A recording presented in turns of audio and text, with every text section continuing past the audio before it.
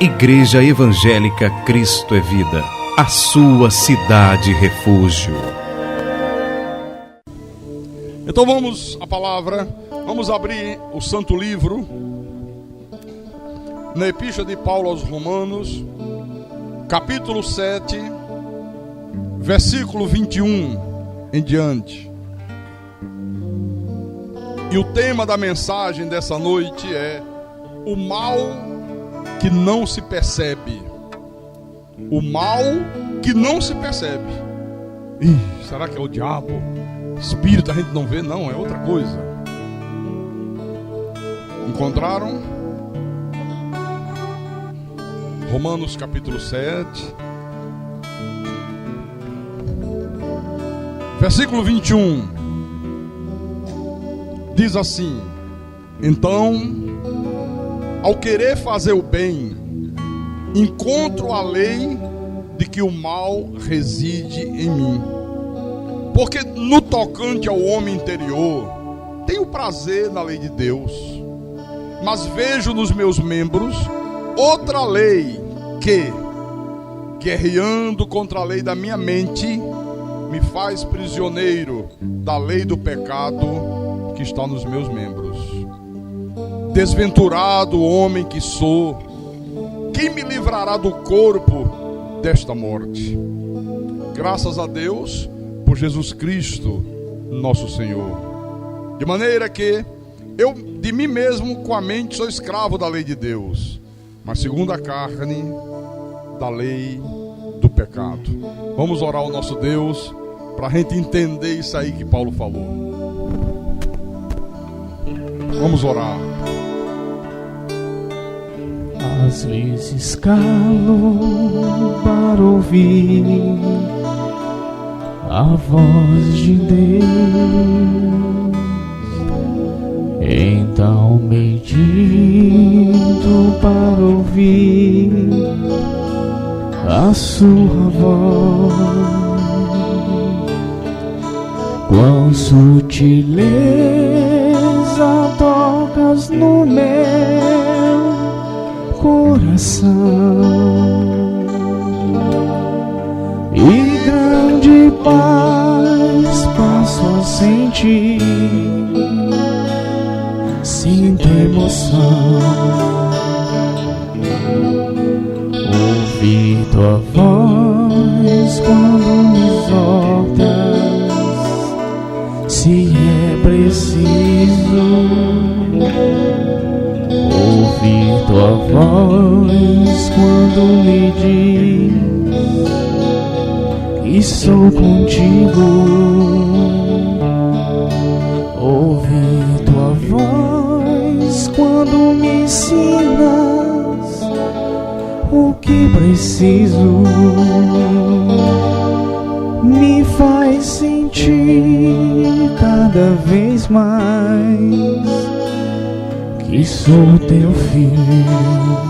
Ah, Senhor Jesus Cristo, nosso Deus e nosso Pai.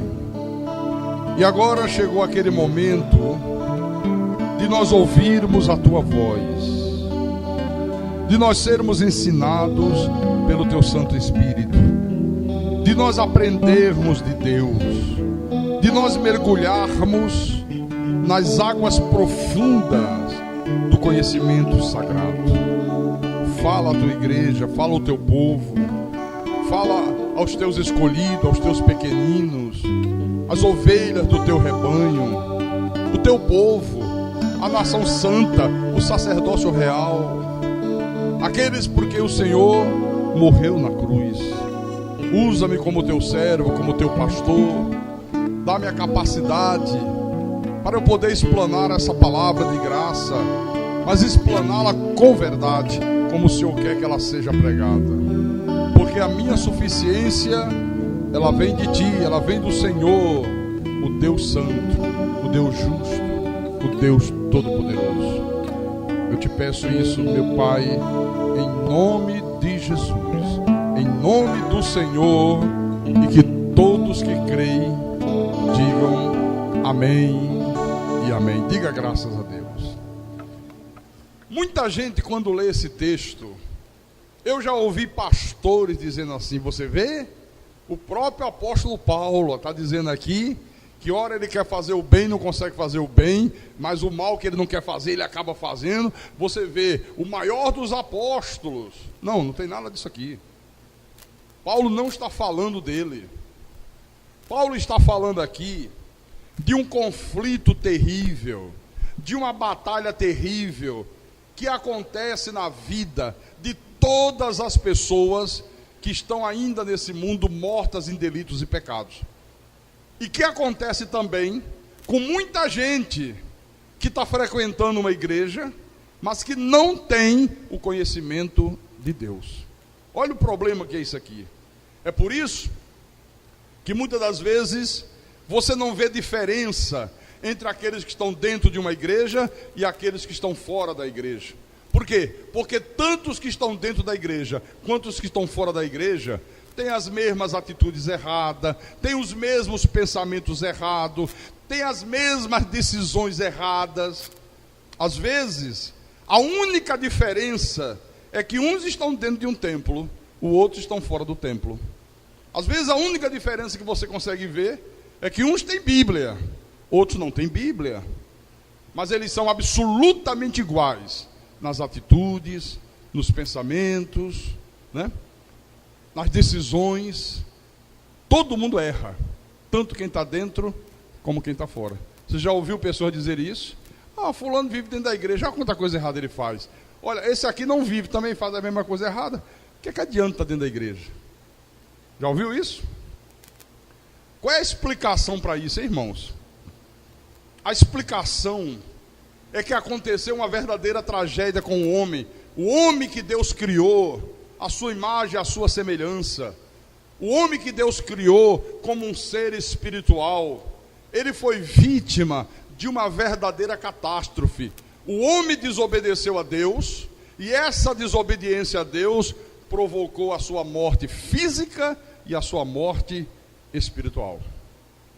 Vamos entender isso aqui. Abra lá em Gênesis, primeiro livro da Bíblia. Gênesis capítulo 1, versículo 26 e 27. Gênesis capítulo 1, versículo 26 e 27. Diz assim: também disse Deus, façamos o homem à nossa imagem, conforme a nossa semelhança. Tenha ele domínio sobre os peixes do mar, sobre as aves dos céus, sobre os animais domésticos, sobre toda a terra e sobre todos os répteis que rastejam pela terra. Estava Deus e os anjos, né? Por isso, façamos o homem à nossa imagem. Ou seja, o homem espiritual, o homem como um espírito. Aí no versículo 27 diz: criou Deus, pois, o homem à sua imagem. A imagem de Deus o criou. Homem e mulher os criou. Então até aqui, o homem era perfeito, sem mácula.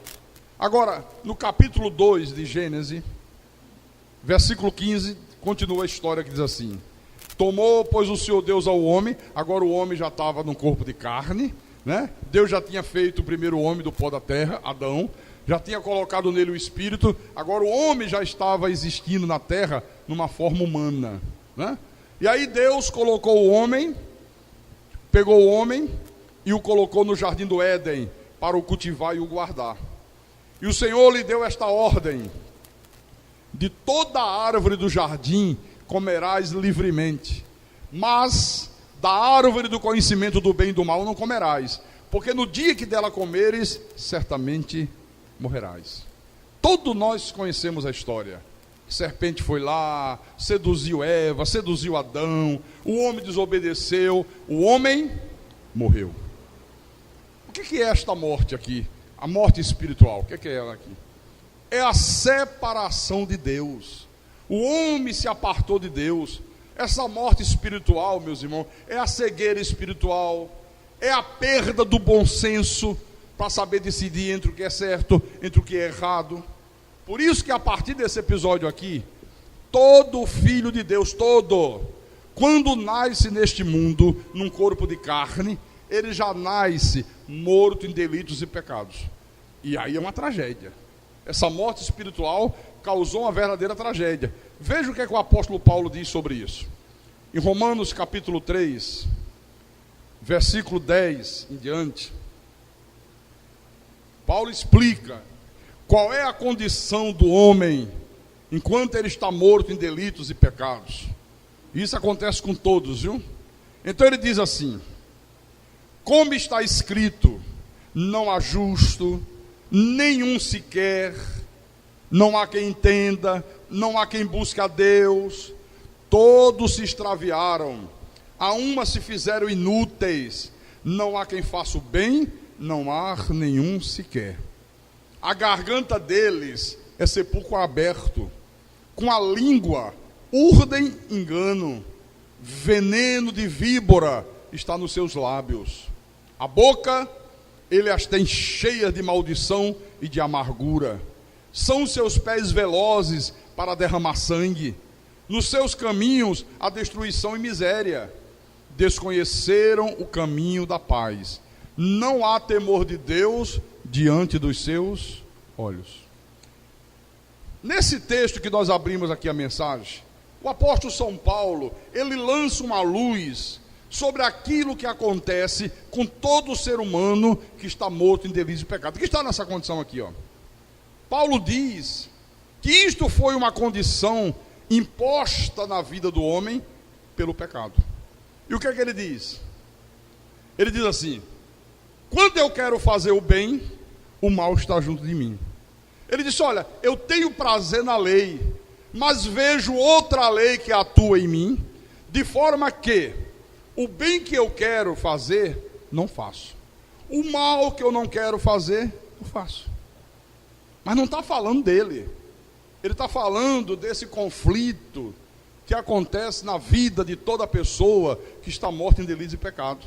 Então você está vendo que o pecado fez com que uma grande tragédia se abatesse sobre todos nós. Nós éramos assim.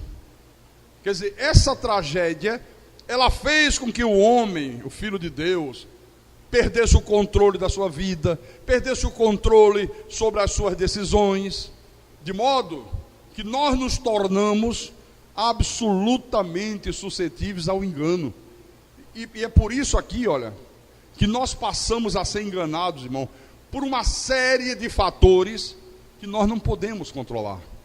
Isso aconteceu com você, isso aconteceu comigo, isso está acontecendo com quem está lá fora, isso está acontecendo com gente que está dentro de uma igreja, mas não tem o conhecimento de Deus. Talvez tenha uma Bíblia, talvez use saudações religiosas, mas talvez sequer convertido seja. Então, nós fomos enganados por vários fatores. Fomos enganados por preconceito que nós alimentamos, preconceito que nós herdamos dos nossos pais, dos nossos avós, da nossa parentela, da nossa família de uma maneira geral. Quantas vezes a nossa família nos ensinou coisa que dizia ser a verdade, mas que na realidade não era a verdade. Mas foi assim que eles nos ensinaram. Foi dessa maneira que eles nos ensinaram. O problema é que isso, irmãos, vai aprisionando as pessoas. Por mais que a pessoa queira se libertar, ela não se liberta. Ela vive escrava do engano, ela vive prisioneira do engano. Às vezes, mesmo depois que a pessoa percebe que aquilo que ela está fazendo está causando mal, ou a ela, ou a terceiros, ou ao próximo, ela não consegue recuar. Ela não consegue dar uma ré. Ela não consegue parar naquele intento. Vou dar um exemplo. A pessoa está morta em delitos e pecados. Aí o homem, por exemplo, começa a se envolver com uma mulher casada. Ele sabe que aquilo vai fazer mal a ele e que vai fazer mal a ela e ao marido. Vai destruir uma família. Mesmo quando ele percebe isso, ele não consegue recuar. Ele vai em frente. Ele não está nem aí para as consequências. Ele não consegue voltar atrás. Ora, Paulo diz que isso faz parte da condição do homem por causa do pecado. Enquanto ele não tem um encontro com Deus, ele é escravo dessa situação. O bem que eu quero fazer, eu não faço. O mal que eu não quero fazer, Paulo diz, olha, está sempre diante de mim.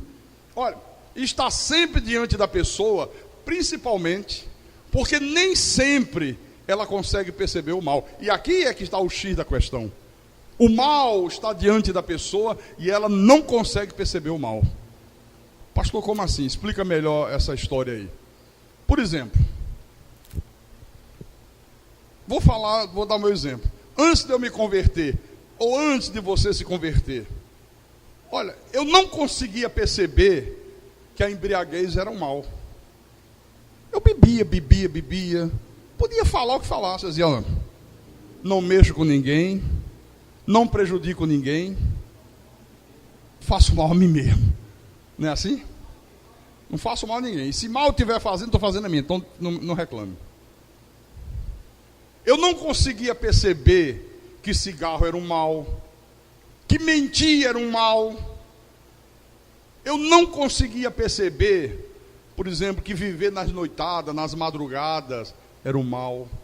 Achava que era bom, achava que... Não, isso faz parte da vida. Eu também sou filho de Deus, também tenho direito a me divertir. Trabalho, fim de semana é comigo. Começava sexta-feira à noitada, só parava domingo à noite, e às vezes nem domingo à noite parava. Às vezes ia direto para o trabalho depois de uma noitada de farra. Eu não conseguia perceber que se prostituir era um mal, que ser vingativo era um mal, que guardar ódio dentro do coração era um mal. Eu não conseguia perceber, e muitos de vocês também, que crer nos santos da Igreja Católica Romana era um mal, que fazer corrente de libertação era um mal, que colocar a minha fé em objeto, em coisas, em óleo, em sal grosso, em enxofre, em arruda, em corrente de libertação, eu não conseguia perceber que isso era um mal. Então, não era uma coisa de que eu queria fazer o mal. Não, eu não queria, não.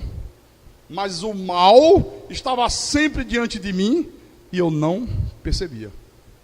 Estava sempre diante de você e você não percebia que era o mal. Estão entendendo o espírito dessa palavra aqui? E eu não percebia por quê? Porque eu estava morto espiritualmente. Eu estava dominado por preconceitos. Eu estava dominado por falsos ensinamentos, por coisas que eu acreditava serem verdadeiras e que são absolutamente falsas. Aliás, o profeta Isaías fala algo aqui interessante. Deixa eu compartilhar com você. Isaías capítulo 5. Abra aí a tua Bíblia. Versículo 20. Isaías capítulo 5, versículo 20. Olha o que Deus fala através do profeta. Ai dos que ao mal chamam bem, e ao bem mal, que fazem da escuridade luz, e da luz escuridade. Põe o amargo por doce, e o doce por amargo. É a inversão total de valores. Olha, isso aqui se manifesta de várias formas e maneiras. Às vezes, por exemplo, um povo, uma nação, pode crer que aquele povo é o melhor povo da terra. Isso é falso. Porque não existe nenhum povo que possa ser qualificado como o melhor povo da terra, a não ser o povo de Deus.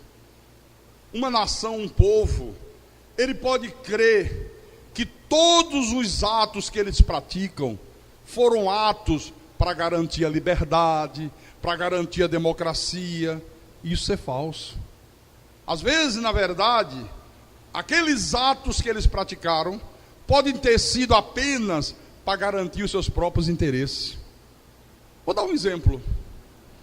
Os Estados Unidos da América invadiram o Iraque. Qual foi a motivação que eles tiveram? O que aquele louco do George W. Bush falou que tinha que invadir o Iraque, tinha que fazer aquela guerra como está até hoje lá? Ele disse porque nós temos informações que o Saddam Hussein tem armas químicas de destruição em massa. E era mentira. Nunca encontraram uma arma química. E ele sabia que ele inventou a mentira. Então, para quem não acompanha a coisa e não sabe da coisa, parece que ele invadiu para proteger o resto do mundo, usou a nação mais poderosa do mundo para destruir outra nação. Não. É porque interessava a ele invadir o Iraque. Interessava a ele fazer essa guerra que ele fez lá. E quantos inocentes morrem? Quantos americanos têm morrido? Quantos jovens americanos? Agora, o problema é que eles vão criando na mente das pessoas uma ideologia tão forte, mas tão forte, que as pessoas não conseguem enxergar isso. Não conseguem, ficam fanatizadas. Não, estamos fazendo isso para garantir a liberdade. Estamos fazendo isso para defender todas as nações da terra. Mentira. Isso aqui às vezes acontece na nossa família. Quantas vezes, irmãos, a família diz assim: um membro da nossa família não se curva, um membro da nossa família não dá o braço a torcer, porque a nossa família é uma família que tem tradição, é uma família que tem nome. Nós somos pessoas verdadeiras, nós somos pessoas que sabemos o que queremos. Isso não é verdade. Isso não é verdade. Porque, independente de que família seja, todas as pessoas são absolutamente iguais. Todas são suscetíveis ao erro, todas as pessoas são suscetíveis ao engano, são suscetíveis às más interpretações, ao mal entendido, como qualquer pessoa. Então não existe essa de a nossa família é especial, a nossa família é nobre, a nossa família não se dobra porque a nossa família sabe das coisas. Sabe nada, isso é conversa fiada, isso é cascata. Mas quantas vezes você ouve isso? Quantas vezes na nossa própria casa diz isso, né? Bom, deixa eu voltar aqui em Romanos capítulo 7, versículo 19. Olha o que Paulo diz: porque não faço o bem que prefiro, mas o mal que não quero faço. Por quê? Porque nem sempre a pessoa que está morta em delitos e pecado percebe o mal. O mal, ele está sempre mascarado, irmão, por uma série de situações. Às vezes esse mal que ela não percebe está mascarado pelos preconceitos, está mascarado pelo seu próprio senso de justiça própria, está mascarado pelos sofrimentos que ela passou na vida. Às vezes as pessoas estão dentro de um templo, elas se relacionam com Deus, e aquele relacionamento que parece ser um relacionamento com Deus de devoção, é apenas um relacionamento de interesses. Não é uma devoção que ela tem a Deus. Ela está ali tendo um relacionamento interesseiro. Ela quer ser curada, está doente. Ela quer prosperidade, está atolada em dívidas. Ela quer que Deus liberte o filho que está nas drogas. Ela quer salvar o casamento, porque o marido arranjou um amante. E ela está ali, você pensa que ela está se relacionando com Deus, e é um relacionamento de devoção, e é um relacionamento de interesse. Ou então, você encontra uma pessoa que nunca teve limites na vida, nunca teve uma pessoa superior a ela, que dissesse para ela o que é certo, o que é errado, o que ela podia fazer, o que ela não podia fazer. Nunca teve limites. Sabe, aquela pessoa que ninguém nunca conseguiu estabelecer parâmetros para ela. Ninguém nunca deu limites para essa pessoa. E aí ela chega na igreja. Nunca teve limites na vida. Aí ela começa a ouvir a palavra de Deus. E ela começa a fazer daquilo que Deus fala uma lei implacável. Deus vai falando, ela não vai discernindo muito bem do que Deus fala, mas ao seu modo, ela vai fazendo daquilo que ela ouve uma lei implacável. E ela começa a pensar que agindo dessa forma, ela está servindo a Deus, mas na verdade não está. Ela está se fanatizando. Está se fanatizando. É por isso que para essa pessoa que age assim, tudo que Deus fala, ela leva ao pé da letra. Ela torna aquilo que Deus está falando numa lei implacável, que ela acredita piamente ser a vontade de Deus, e baseado nisso, ela é capaz de fazer qualquer coisa, inclusive o mal, acreditando que está fazendo aquilo que é a vontade de Deus. E às vezes a pessoa diz assim, mas como é possível? Como é que essa pessoa fez isso? E ainda por cima, em nome de Jesus, e ainda por cima, em nome do Deus bendito. É simples. É que ela não percebe o mal. E ela não percebe o mal, por quê? Porque ela pensa que está obedecendo a Deus, ela pensa que está adorando a Deus, mas na verdade ela está fanatizada. Na verdade ela está fanatizada. Aqui no versículo 24, ó, Paulo diz assim: desventurado homem que sou, quem me livrará do corpo desta morte? Então a pergunta que ele está fazendo é a seguinte: quem é que pode nos livrar disso? Quem é que pode nos livrar desse corpo sujeito à morte? Quem é que pode nos livrar dos preconceitos? Quem é que pode nos libertar de coisas que o pecado impôs na nossa vida? Quando nós estávamos mortos dele de pecado. Quem é que pode nos libertar? Paulo está perguntando aqui. Como é que eu posso me libertar disso? Como é que eu posso me libertar de coisas que o pecado impôs à minha vida? Quer saber a resposta? Leia o versículo 25. Primeira parte, só a primeira linha. Ele diz: graças a Deus por Jesus Cristo. Por quê, hein? Por que ele diz graças a Deus por Jesus Cristo? Porque foi isso que Jesus veio fazer, irmão. O Senhor Jesus Cristo, ele não veio apenas para nos libertar de um inferno espiritual, mas ele também veio para nos arrancar, nos libertar, nos tirar de um inferno existencial. Todos nós vivíamos no passado também no inferno existencial. Ele também veio nos arrancar de um inferno psicológico. Quantas pessoas que tinham traumas, que sofriam de depressão, síndrome do pânico. Isso é um inferno psicológico. Isso é terrível. Aí você pergunta assim: pastor Carlos, e por que existe tantas pessoas nas igrejas que não desfrutam dessa libertação? Por que existe tanta gente que mesmo tendo dentro da igreja, mesmo tendo Bíblia, mesmo assistindo o culto, não se libertam disso? Não consegue se libertar disso. E você também faz outra pergunta: e por que é, pastor, que existem pessoas neste mundo que morrem sem nunca desfrutar dessa libertação que Jesus veio proporcionar? Por quê? Bom, primeiro nós precisamos saber como é que uma pessoa desfruta desse livramento que só o Senhor Jesus pode dar. Primeiro ponto, vou mostrar. Vamos no livro de João, capítulo 8, versículo 31 e 32. João capítulo 8, versículo 31 e 32. Olha só. Disse, pois, Jesus aos judeus que haviam crido nele: olha, crer que Jesus é Deus não quer dizer muita coisa, não. Tem muita gente que crê até o diabo. Crê, estremece, mas não obedece.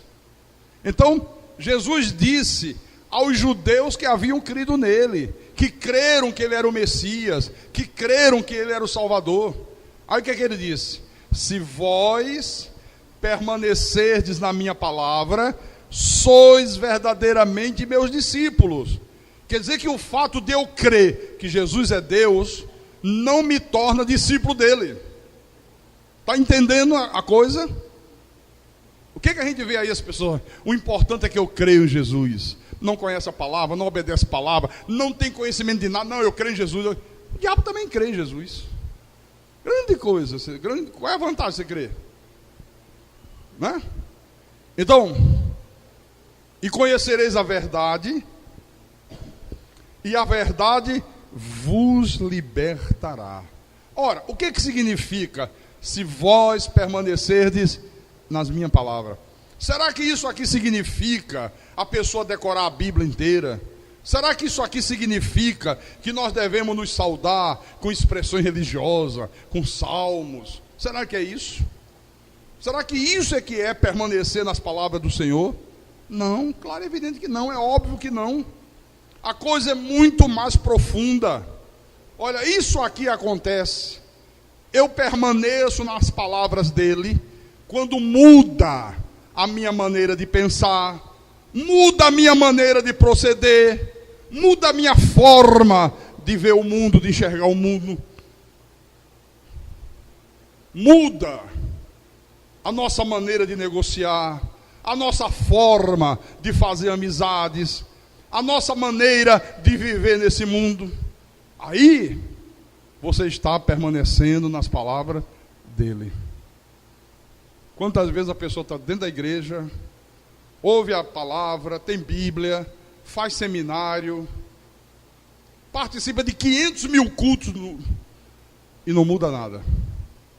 Continua com os mesmos pensamentos de antes, as mesmas atitudes erradas, continua fazendo fofoca, continua criticando os outros, continua com atos desonestos, mente, é infiel em casa, é um péssimo filho, é um péssimo pai, é um péssimo marido, é uma péssima esposa, mas está dentro da igreja.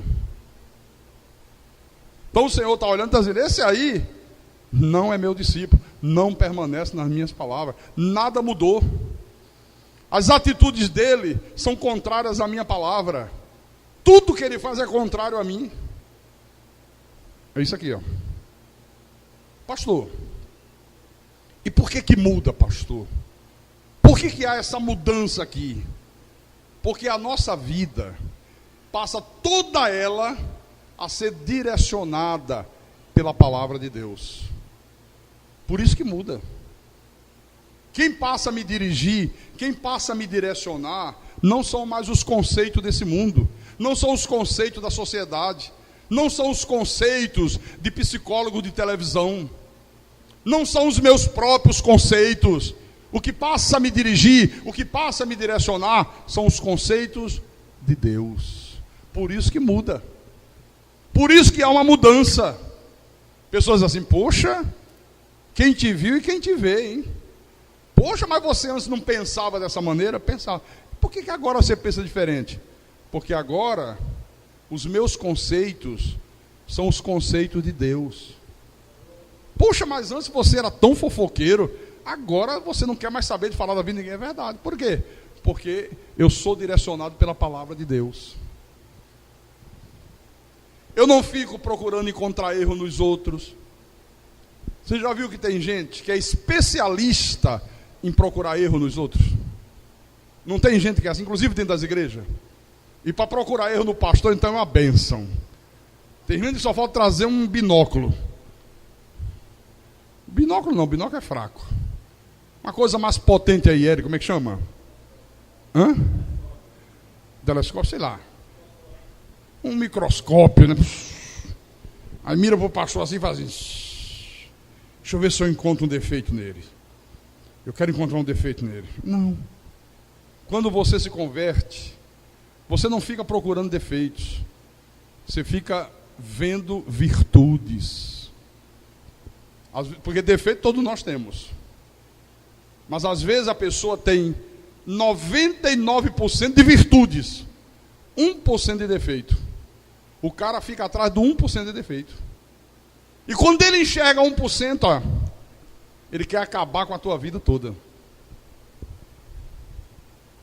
Não, tem que olhar para as virtudes. Não é olhar para os defeitos, irmão. E Jesus completou: e conhecereis a verdade, e a verdade vos libertará.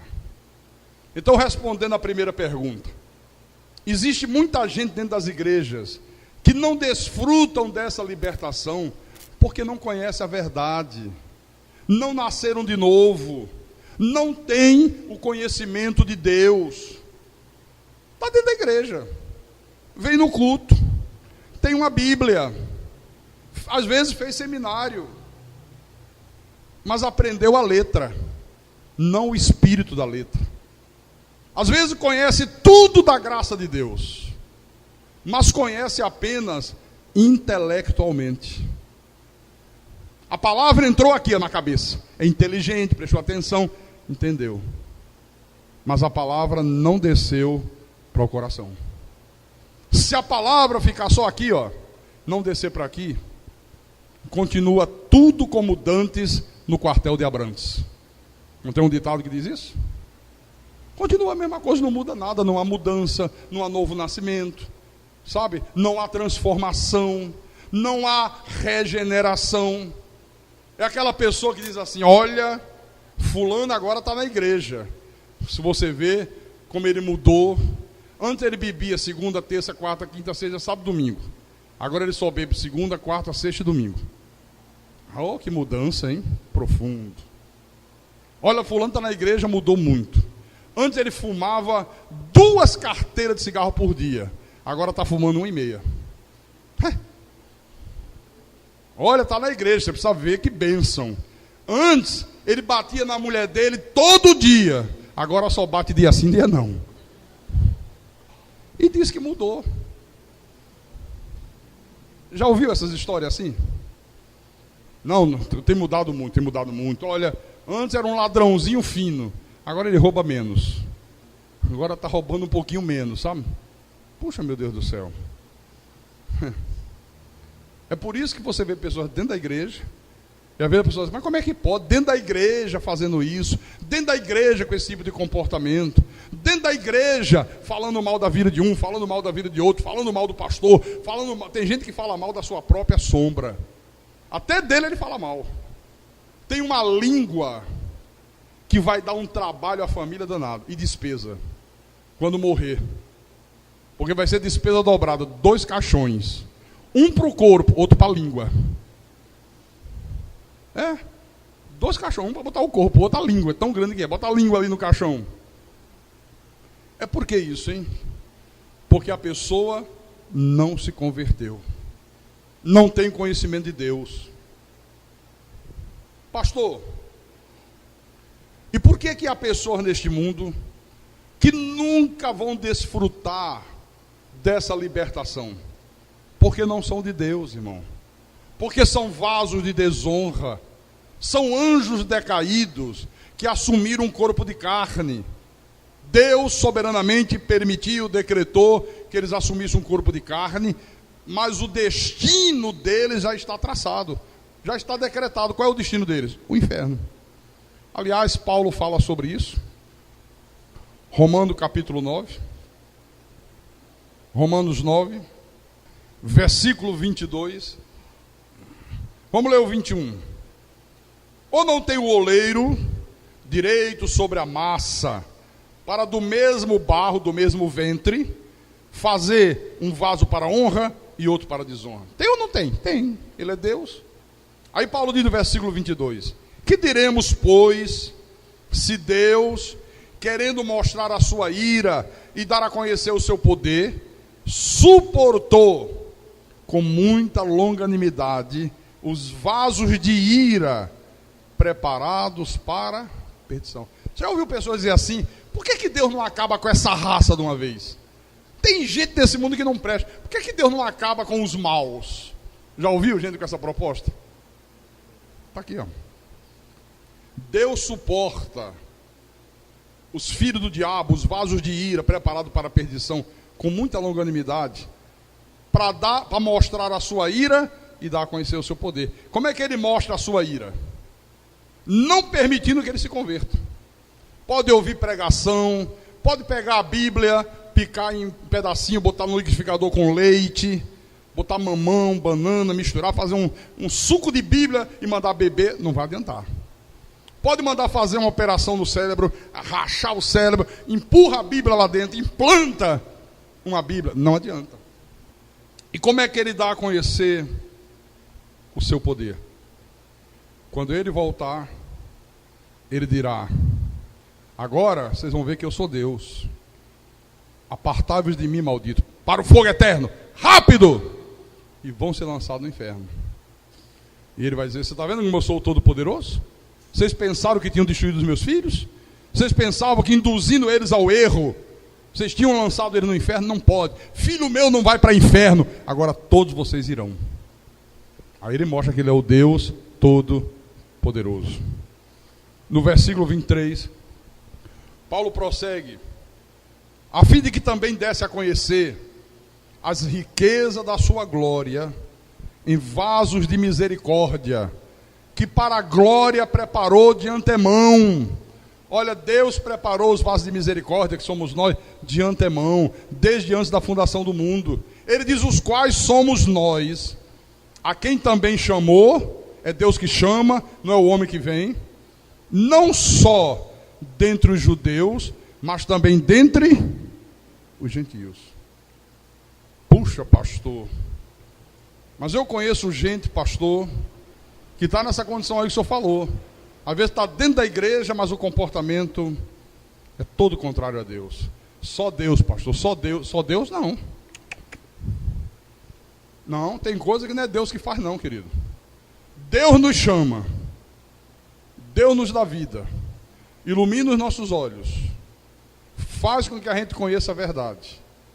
E a partir daí é você que muda. Não é Deus, é você. Quando veio a revelação da graça de Deus, olha, eu era terrível. Sabe aquela música do Roberto Carlos, eu sou terrível? Acho que ele fez pensando em mim. Viu? Eu era terrível. Olha, eu tinha defeitos para dar e vender. Eu era uma pessoa difícil. Eu era um homem violento. Tudo meu era na violência. Tudo era na força bruta. Não tinha medo de morrer. Quantas vezes? Não morri porque Deus não quis que eu morresse, porque eu era um predestinado. Porque sou um predestinado. Mas fiz coisas que era para ter perdido a vida. Não tinha medo se estava armado de revólver, se não estava. Eu ia para cima, era louco. Quando veio a graça de Deus, à medida que o Espírito de Deus foi me mostrando essa palavra, eu fui percebendo que aquela minha maneira de ser não tinha nada a ver com Deus. E aí eu digo, opa, alto lá. Se eu sou de Deus, eu não posso mais ser assim. Então eu digo, não vou mais ser assim. E as coisas iam acontecendo, Deus ia criando situações para ver se eu realmente estava disposto a não ser mais daquela maneira. Então apareciam situações para eu ser violento, eu dizia, não, eu agora vou ser manso. Não é frouxo, manso. Né? E eu fui mudando, eu mesmo fui me consertando. Eu mesmo fui, sabe, me despindo do velho homem. Jogando fora as velhas vestes, aquilo que não prestava. Não, eu não posso ser assim. Eu não posso ter esse tipo de pensamento. Eu não posso ter esse tipo de atitude. Eu não posso mentir. Eu não posso falar mal do próximo. E fui me mudando, fui mudando. Porque tem gente que diz assim, só Deus. Não, não é Deus, é a pessoa. É a pessoa.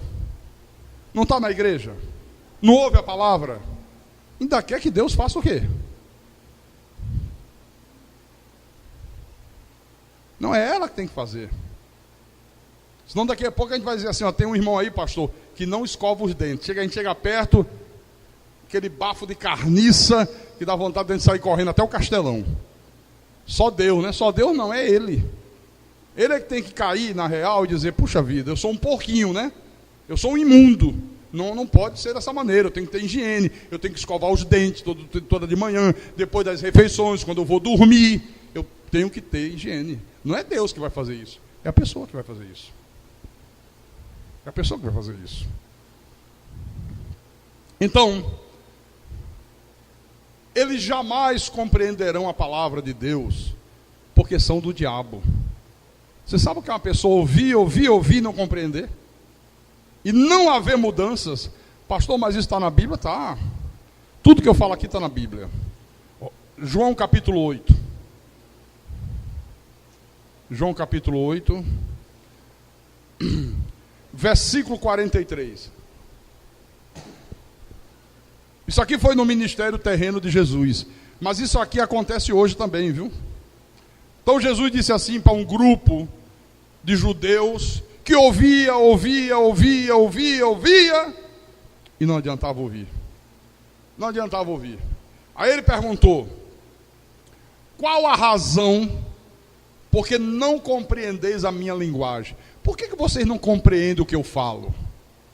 Por que vocês não entendem que tem que viver dessa maneira, não dessa que vocês estão vivendo? Por que vocês não compreendem que tem que mudar a maneira de pensar, tem que mudar o procedimento? Por que vocês não compreendem? Aí ele mesmo respondeu, é porque sois incapazes de ouvir a minha palavra. Não é ouvir com esses ouvidos aqui de orelha, de orelhudo, não. Com esses ouvidos aqui todo mundo ouve. Quantas milhares de pessoas ouvem o nosso programa de rádio? Quantas? E quantas estão ouvindo, estão em lugares errados, estão fazendo coisas erradas, estão ouvindo um falso evangelho e continua do mesmo jeito? Mas ouviram, não ouviram a verdade? Conferiram na Bíblia, continua do mesmo jeito. Por que você não? Por que você está aqui? Quer dizer que há pessoas nesse mundo que têm uma incapacidade de ouvir, de obedecer e de compreender. Por quê? Versículo 44. Vós sois do diabo, que é o vosso pai, e quereis satisfazer os desejos. Você já pensou que é uma pessoa querer satisfazer os desejos do diabo? Lembra que a gente vem falando nesses últimos cultos que a adoração é a vida, é o nosso viver? E quando você não adora a Deus, não faz o que Deus quer, quando a tua vida não é uma adoração a Deus, você está adorando a outro Deus? Você sabe o que é uma pessoa querer satisfazer os desejos do diabo? Qual é o desejo do diabo, hein? Será que a pessoa mentir é desejo do diabo que ela minta? É ou não é? É ou não é, igreja? É claro que é, ó. Então quando uma pessoa mente, e mente, e mente, e mente, está satisfazendo o desejo de quem? De Deus ou do diabo? Aqui, ó. Ele foi homicida desde o princípio, jamais se firmou na verdade. Não tem gente que não tem jeito de se firmar na verdade? Não tem jeito, meu irmão. Não tem jeito. Eu digo às vezes, e tem gente que não gosta, eu digo, olha, uma pessoa que é do diabo, ela pode permanecer conosco um tempo, 2 tempos, mas não todo o tempo. Chega uma hora que ela se vai, não aguenta, não suporta permanecer entre a gente, sabe? Porque nele não há verdade. Quando ele profere mentira, fala do que lhe é próprio, porque é mentiroso e pai da mentira. Aí no versículo 47, Jesus diz: quem é de Deus? Quem é de Deus aí, diga amém. Quem é de Deus, diga amém. É fácil dizer amém, né? É mole, meu irmão, é barbada. Se dizer amém fosse a prova, hein? Oh, que beleza. Quem é de Deus, ouve as palavras de Deus, obedece às palavras de Deus. Por isso que muda o seu comportamento, muda a sua maneira de pensar, muda a sua maneira de se relacionar, muda tudo. Por quê? Porque ele dá ouvidos a Deus. Ele ouve. Está aqui, ó. Por isso, não me dais ouvidos, porque não sou de Deus. Quando você vê uma pessoa dentro de um templo, dentro de uma igreja, e passam 6 meses, 1 ano, e não muda, não há mudanças, continua o mesmo mau caratismo, continua as mesmas atitudes diabólicas, as mesmas atitudes erradas, é porque não é de Deus mesmo. Porque, meu irmão, a palavra de Deus é poderosa, querido. Ela é muito poderosa, viu? Ela só não muda quem não é dele. Porque aqueles que são de Deus, muda mesmo. Mesmo. Abra em 1 de Pedro. 1 de Pedro, capítulo 2, versículo 8. Olha o que diz aqui. E pedra de tropeço, e rocha de ofensa, são estes os que tropeçam na palavra, sendo desobedientes para o que também foram postos. Quer dizer que tem pessoas que tropeçam na palavra, entendem tudo errado da palavra, são desobedientes à palavra. Por quê? Porque para isso elas foram postas nesse mundo. Deus as colocou com esse propósito. Quem são? Os vasos de desonra, os filhos do diabo. Tremendo, né? No livro de Judas, antes de Apocalipse, no versículo 19, agora Deus fala assim: são estes os que promovem divisões sensuais, que não têm o Espírito. Espírito com E maiúsculo. O que é que eles fazem? Promove o quê? Divisões. Quantas divisões acontecem nos ministérios? Quase todinho que eu falar, né? Ó, a igreja tal se dividiu, a igreja não sei das quantas se dividiu, não porque teve um irmão lá e não gostou da cor da gravata do pastor e começou um movimento e arrastou meia dúzia e saiu e abriu uma nova igreja. Que abriu nova igreja? Abriu uma sinagoga de Satanás. Quem promove divisão não é de Deus, irmão. Tem nada a ver com Deus. Está aqui, ó. Promove divisões sensuais. Manja aquela pessoa, está dentro da igreja, Bíblia. Não, a paz do Senhor, irmão. Abençoados, pedras que vivem. Aí não pode ver passar uma mulher, devora com os olhos. Parece o presidente Barack Obama. Como é que o cara dá uma mancada daquela, hein? Vocês viram na televisão? Quem viu aqui? Ai, eu fiquei com vergonha. A imprensa americana está tentando consertar, né? Mas já não tem conserto, pisou na bola.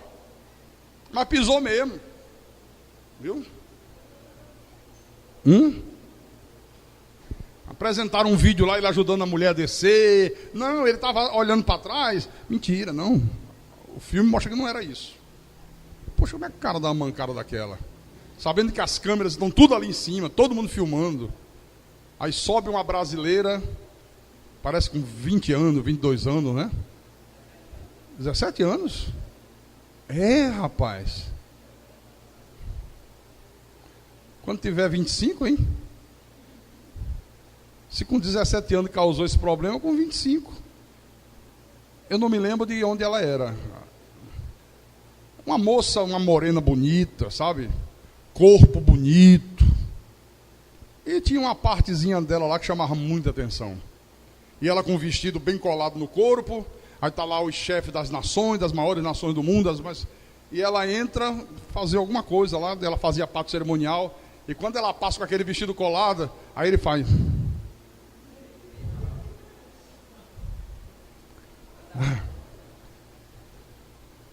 Já viu gente dentro da igreja que faz isso?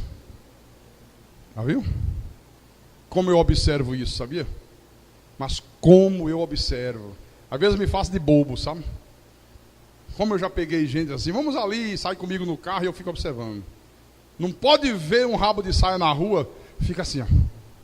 E eu só olhando. Eu digo, poxa, bela conversão, viu?